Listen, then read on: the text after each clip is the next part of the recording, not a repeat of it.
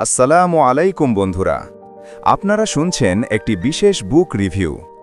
আজ আমরা কথা বলবো বাংলা সাহিত্যের এক কালজয়ী সৃষ্টি প্রকৃতির কবি বিভূতিভূষণ বন্দ্যোপাধ্যায়ের বিখ্যাত উপন্যাস আরণ্যক নিয়ে।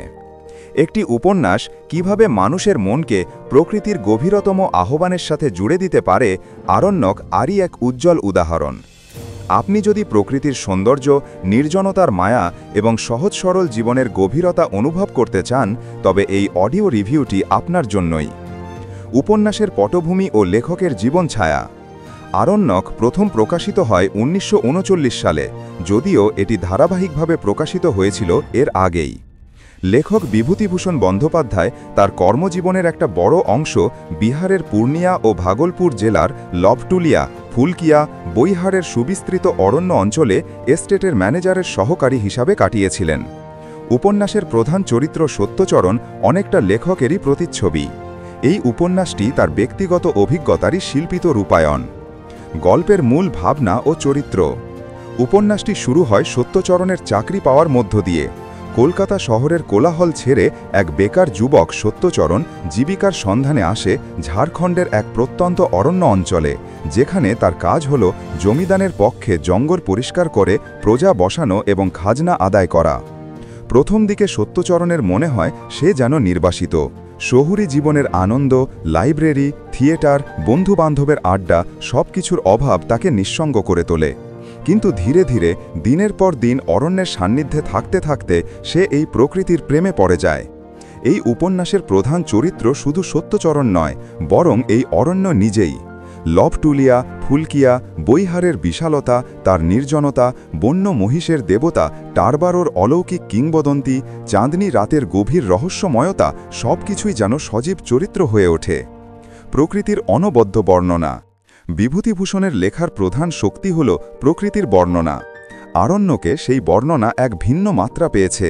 তিনি এমনভাবে গাছপালা, নদ নদী, পশু পাখি আর খোলা আকাশের বর্ণনা দিয়েছেন, মনে হয় যেন পাঠক নিজেই সত্যচরণের সাথে ঘোড়ায় চড়ে গভীর অরণ্যের পথে ঘুরে বেড়াচ্ছেন। এই উপন্যাসে প্রকৃতি একদিকে যেমন সুন্দর, শান্ত ও মুগ্ধকর, তেমনি অন্যদিকে কঠিন, রুক্ষ ও নির্মম। সত্যচরণ প্রকৃতির আদিম রূপকে অনুভব করে এবং বুঝতে পারে মানুষের লোভ কিভাবে এই প্রকৃতির ধ্বংস ডেকে আনছে। তার নিজের কাজই হল জঙ্গল কেটে বসত তৈরি করা, যা প্রকৃতির প্রতি তার ভালোবাসার সাথে সাংঘর্ষিক। এই দ্বন্দ্বই উপন্যাসের শেষে গভীর এক বেদনার সৃষ্টি করে। মানুষ ও জীবনচিত্র। শুধুমাত্র প্রকৃতি নয়, এই উপন্যাসে উঠে এসেছে অরণ্যের কোল ঘেঁষে বসবাসকারী সহজ সরল ব্রাত্য মানুষের জীবন সংগ্রাম। দরিদ্র, নিরক্ষর কিন্তু জীবনের প্রতি প্রবল আগ্রহ ও সরলতা নিয়ে টিকে থাকা আদিবাসী, ভিল, সাঁওতাল এবং অন্য উপজাতিদের জীবনযাত্রার নিখুঁত ছবি এঁকেছেন লেখক। নানা রঙের চরিত্র এখানে ভিড় করেছে।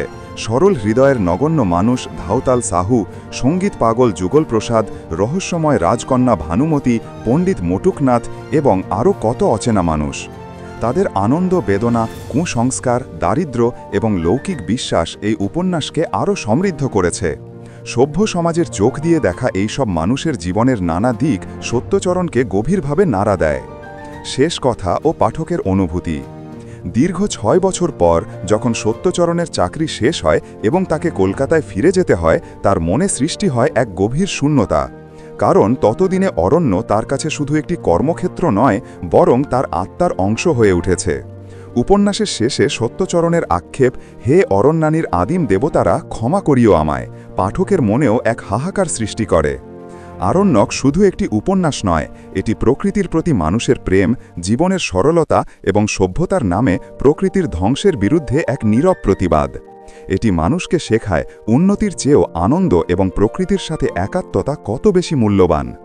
তাই যদি আপনি চান শহুরি জীবনের ক্লান্তি ভুলতে, নির্জন অরণ্যের সবুজ গালিচায় হেঁটে আসতে আর কিছু অসাধারণ মানুষের জীবন সংগ্রামের সাক্ষী হতে, তাহলে অবশ্যই বিভূতিভূষণ বন্দ্যোপাধ্যায়ের আরণ্যক বইটি পড়ুন বা শুনুন। আমার বিশ্বাস এই উপন্যাস আপনার মনকে নাড়িয়ে দেবে, প্রকৃতির প্রতি আপনার দৃষ্টিভঙ্গি বদলে দেবে।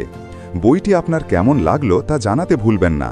আজকের মতো এখানেই শেষ করছি। সবাই ভালো থাকবেন।